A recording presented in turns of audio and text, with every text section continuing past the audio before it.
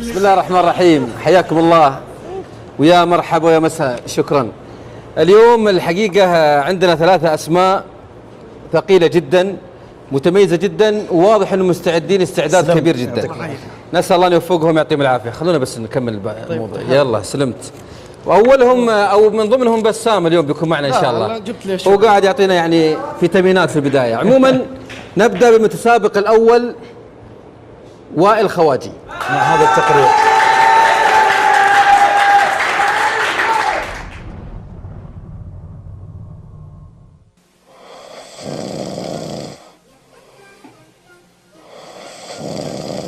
أنا وائل خواجي، أمي فاطمة معافى. أمي بسيطة جدا وتحب السعادة، وأنا تعلمت من أمي البساطة زي ما أنتم شايفين. هذا أنا. وأبوي علي خواجي وتعلمت منه الكفاح. جمعت بساطة أمي على كفاح أبويا وصرت أحقق مستقبل. إيش تسوي؟ تجمع الريال على ريال. فعلا جمعت الريال على ريال ومشيت بخطوة ملك زي ما أنتم شايفين. بالله كيف أنا طبعا. والحمد لله بعد ما جمعت الفلوس هذه جبت الحلو هذا. لا يا أخوي، مو بهذا، الله يرحم والديكم. السيكل هذا حقي، أما هذا ما يمديها. المهم جبت السيكل هذا وتعلمت إني لازم أسوي حاجة غير. وكيف الحاجة غير؟ تكون من الناس. فقررت أبدأ.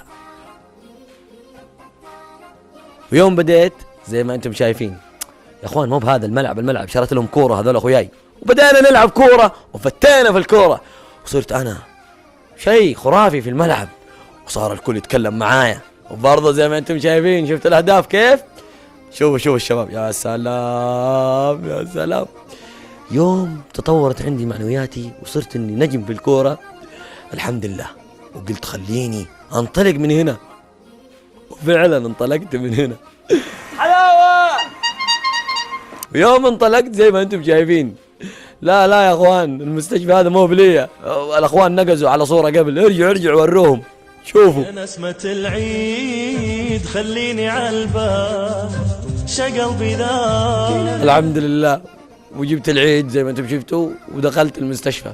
احسن ما في المستشفى هذا اني تعالجت وقلت خلني اشوف دكتور. عالجت نفسي بنفسي والحمد لله اتطورت، وجبست رجولي من عند رجولي ما لها دخل. الضربة في راسي جاء الدكتور يلحقني ويعالجني.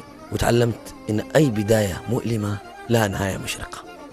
فمن هنا انطلقت من جديد، وهذا اليوم انا داخل عليكم.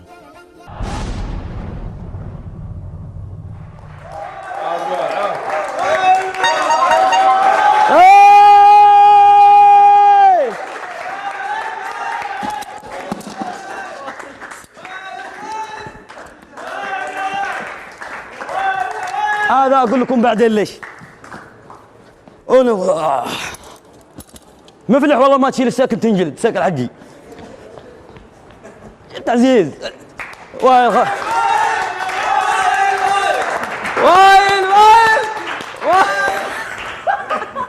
معلش يا أخوان، نسيت جوالي على الهزاز. أمي العزيزة. هلا أمي، حياك الله. أتمرن. عندي مشروع اليوم، ما أقدر أنام. سعيد الحارثي. أدعي يا أمي إن شاء الله أنهم ينجحوني يا رب. قولي آمين. وإذا ما نجحوني يجوزوني، يا رب يجوزون بواحدة تشبهني، يستاهلون. أمي I love you يا أمي. see you later يا أمي. see you later. يلا يا كريم. هاي باقي ما خلص استاذ ماجد، وقت ما انتهى. هاي صلي على النبي يا اخي. ايش فيه؟ هذا جوالي. ايش فيه؟ يا اخي شكلك امي انت. انا امك؟ اي امي.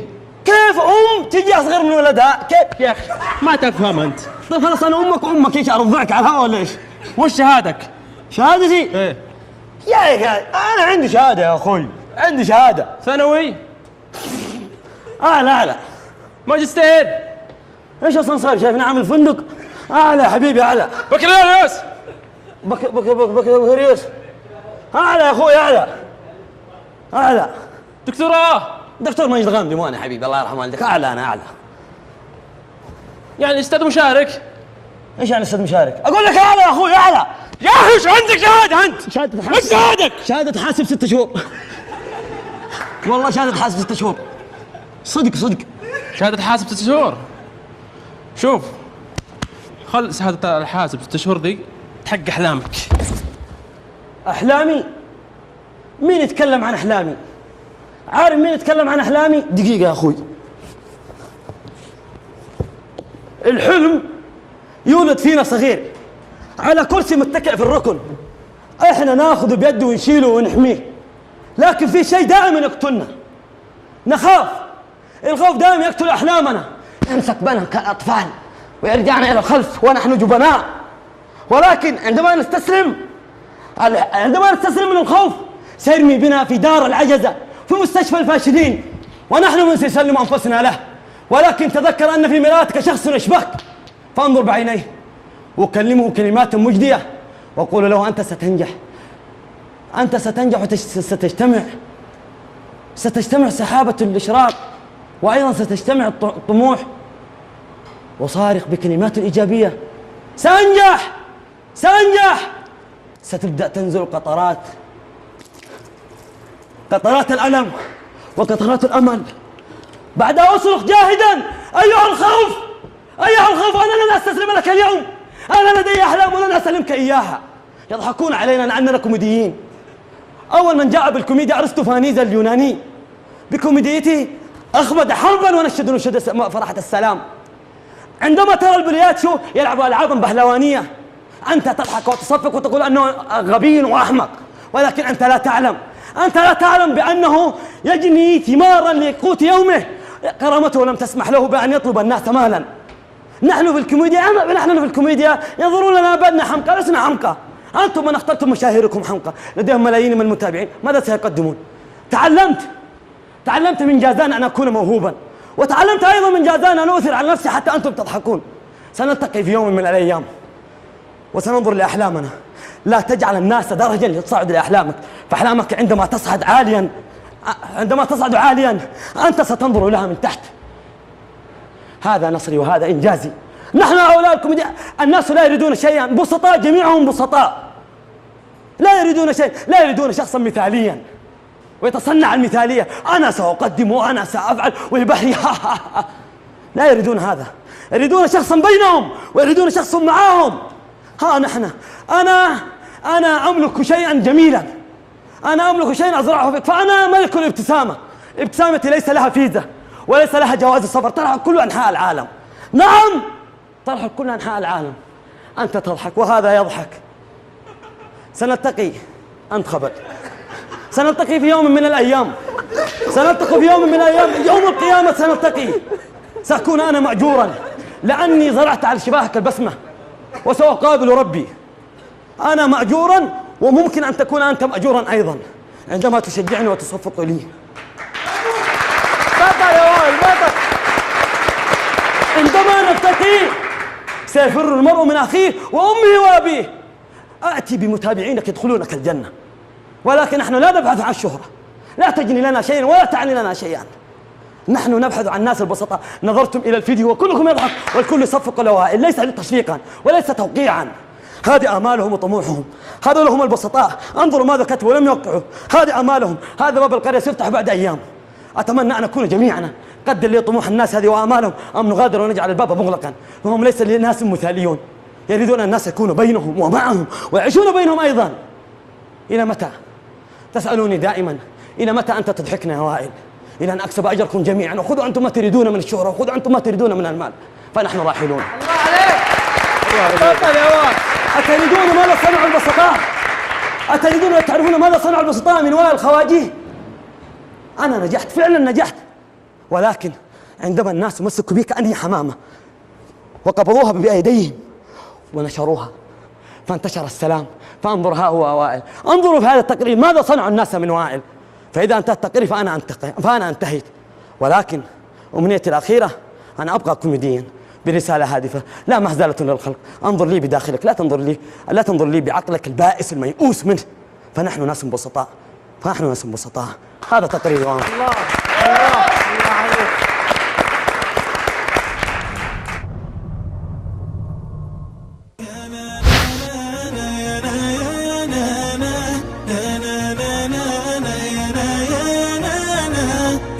na na na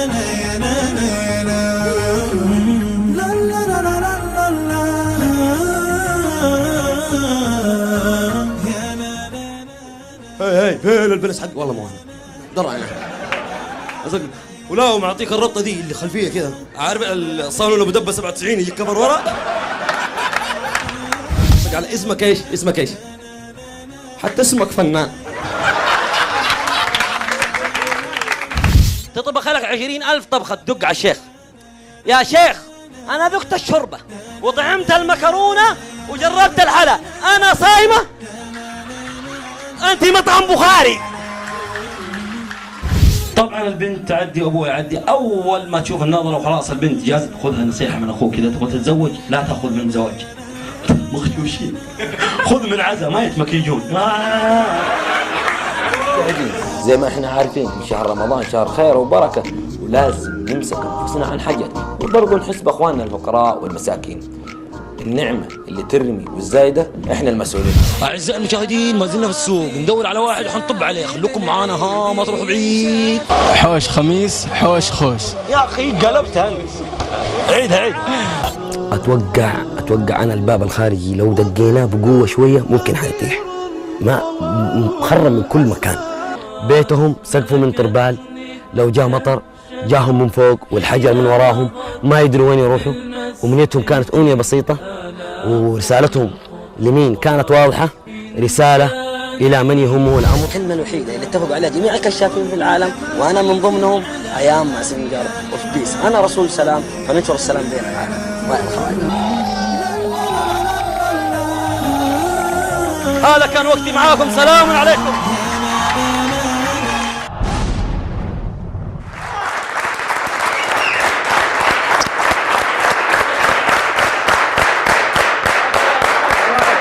والله تستاهل يا واد، والله تستاهل. كفو واد. تبدأ ولا أبدأ؟ شكلك متحمس، روح يا أستاذ سعيد. طيب وائل بيض الله وجهك، الله يسعدك. حقيقة أمتعتنا وتمنينا الوقت ما انتهى صراحة معك. يعني أنت جاي متسابق، أجبرتنا في اللجنة على أقل تقدير أنا اللي ما أقيم، مركز أستمتع في هذا الجمال وهذا الأداء المسرحي اللي فوق الممتاز. منك نتعلم أستاذ سعيد، الله يسعدك. ستاند أب كوميدي فوق التميز صراحة. الله ما شاء الله عليك يا وائل. أعجبني من أول تقرير عندما ذكرت اسم والدتك فاطمة معافى، أعطوها تحية.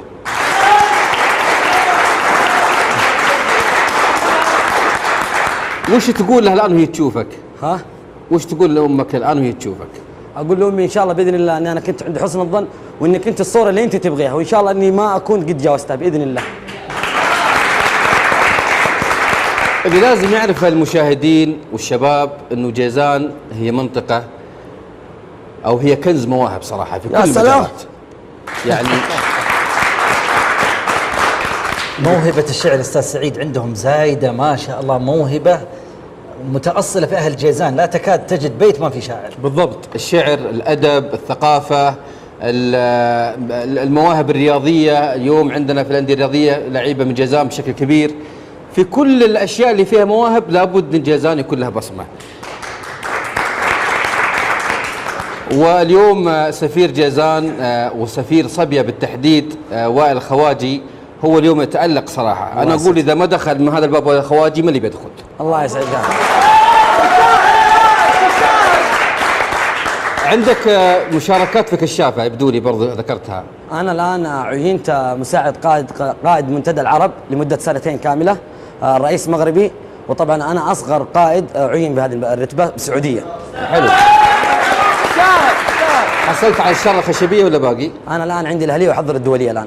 ما شاء الله ما شاء الله. طبعا الأهلية فوق الشارة الخشبية، هي فوق الشارة الخشبية الأهلية وبعدها الدولية. كانت بتجيني أستاذ سعيد الدولية، ولكن أنا اشتركت في دولة المغرب أمثل الوفد السعودي، وكنت مساعد الوفد السعودي. جميل جميل، مواهب متنوعة ما شاء الله. الله يسلمك. أنا ما عندي تعليقات أني أذكرها. الشيء الجميل اللي برز فيه وائل نتكلم عن الكوميديا الهادفة. نعم. يعني كلام كان في غاية الجدية والانضباط والمسرحي والأداء اللي أعطانا كاركتر الكوميدي اللي يتكلم عن معاناة النظرة أحيانا الدونية للكوميدي. الكوميديا اللي يقدمها وائل أو اللي نطمح أن يقدمها وائل هي الكوميديا الموجهة اللي تملك رسالة واللي أنت تكلمت عنها وعززتها في كلامك. أنا أتمنى بدون تعليق يا وائل، أتمنى حقيقة أنت ناجح بشكل كبير في هذا المجال، أتمنى تستمر فيه، بس أتمنى فعلا تشبعها بالقيم اللي ما تلغي الضحكة منها، وأيضا ما تتجاوز الضحكة إلى مادة فقط للضحكة بدون أي توجيه بإذن الله. واليوم حتى عندنا في هيئة الترفيه في السعودية أتوقع ستكون يعني أنت من روادها إذا استطاعوا أنهم يستغلون مثل هذه المواهب اللي عند وائل خواجي.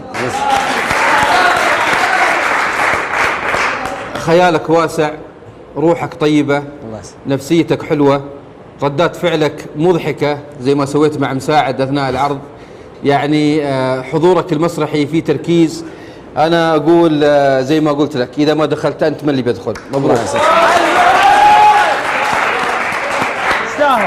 يعطيك العافية أخوي وائل. الله يعافيك. خلينا نقرأ اللوحة اللي خلفك. يا ناس يا عسل وائل وصل.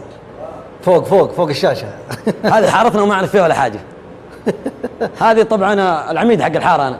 أها ما شاء الله. بس رمضان كريم اللي هناك في الركن وش صنعها؟ هذه كذا. ترى احنا دحين في شهر محرم واليوم يوم عاشوراء، بس نعطيك خبر إذا ما عندك خبر. راعي البيت ما بوي الجدار. إذا الكوميديا معاك إلى آخر لحظة. يعطيك العافية. الله يسلمك. استمتعنا كثير بهذا العرض الحلو العفوي الجميل المميز، بداية من التقرير الذي كان فيه التسجيل الصوتي، التعليق على المشاهد مميز، الفويس أوفر وفقت فيه بدرجة كبيرة جدا. بعد ذلك العرض والمسرحي تميز في أمور متعددة، ومن أبرزها النص أو السيناريو أو السكريبت، سميها ما شئت، كان فعلا تدرجه جميل جدا. سؤال يا وائل، الوقت 10 دقائق كم استهلكت منها؟ والله توقعك؟ أنا في حاجة مشكلة بسيطة دائما أعاني منها، وهي يعني عندما أنسجم في العمل اللي أقدمه يضيع علي الوقت، ولكن كيف أعرف إني أنا قدمت حاجة حلوة لما أشوف الناس من جد معي وما تطالع في الساعة. طيب سؤالي 10 دقائق كم استغرقت منها؟ أتوقع إني زدت دقيقة أو دقيقة. ما شاء الله عليك بالتمام، زدت دقيقة، 11 دقيقة، فأنت زدت دقيقة. وكنا أيضا مستمتعين لولا أنه نبهنا الميقاتي. بدايتك كانت جميلة، دخولك بالسيكل والدراجة وكل شيء. كنت خايف على المفلح لا يشيل. ما شاء الله تبارك الله. عندي سؤال، الله يعطيك العافية. الفنيلة الصفراء التي مكتوب عليها وترتديها الآن، ما هي دلالاتها؟ إيش فكرتها أكثر؟ أهداف وائل الخواجي، هذه أهداف الناس اللي كتبوها على بدلتي وجاي أوريكم أنا. طبعا هم كاتبين يبغون إيش؟ الأعمال التطوعية، دعم الموهوبين، زيارة المرضى، التجار أن يلتفتوا لنا كفقراء، لكن كفقراء يعني أنهم يبغونهم دعم عشان تنطلق مشاريعهم، استضافة الأيتام، روح القيم، زرع القيم في المتسابقين والمشاهدين. كثير والله. طيب كثير. ما شاء الله جميل، تكفي هذه. طيب بقي أيضا سؤال عن دلالة هذا الجهاز اللي أمامنا. خليني أجيبها لك بس الآن ولا بعد شوي؟ بقول لك الآن عشان لقيت طيب لا أخر ولا تحرق الفكرة، لا الدقيقة الكنترول يقول انتظر. عندي سؤال مهم. كان التصوير عندك يبدو انه ممتع وطويل وجميل، اعطينا لمحة عن الكواليس. ما بينزلون الفيديو؟ تبغاها فيديو؟ فيديو؟ الفيديو يلا يا كنترول اعطونا اياها فيديو.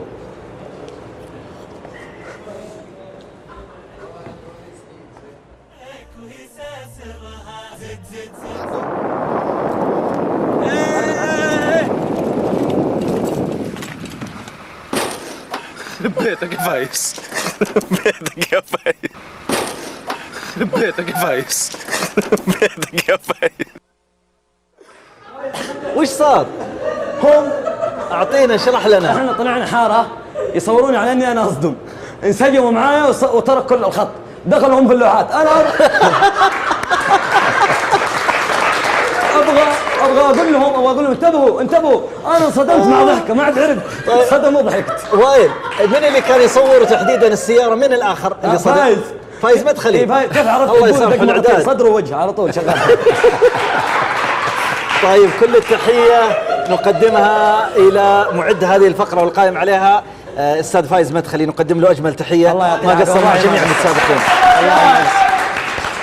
طيب يعطيك العافيه. جاهز للتوقيع الاعلامي؟ ما تبغى تعرف قصته؟ لا انا كاني فاهم انه بعد شويه سوف ياتي له. خلنا في انطباع مع لجنه خفيه وخلنا ناخذ توقيع.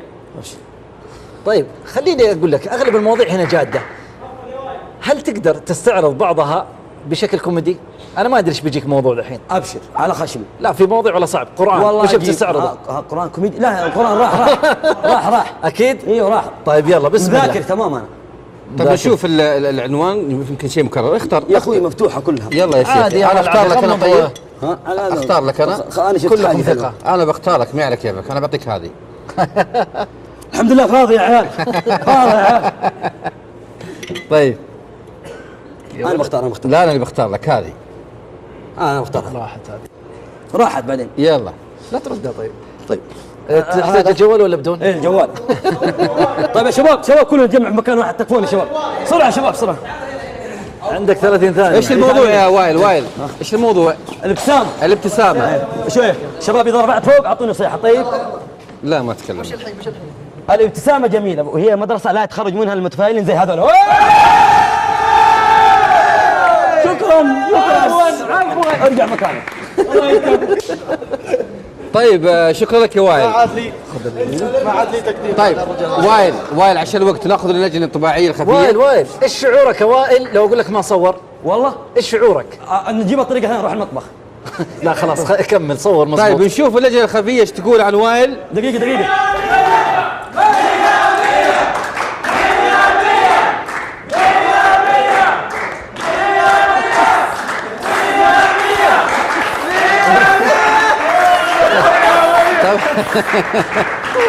طبعا نحاول نرفع النسبة.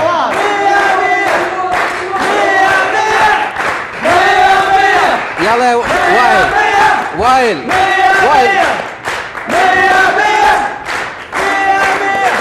ما طلع صاحب عليه.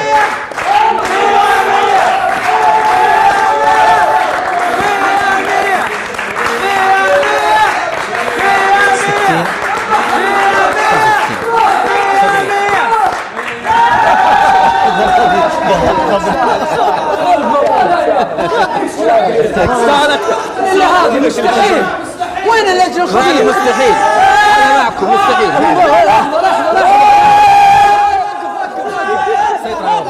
وش وين اللجنة الخفية؟ طيب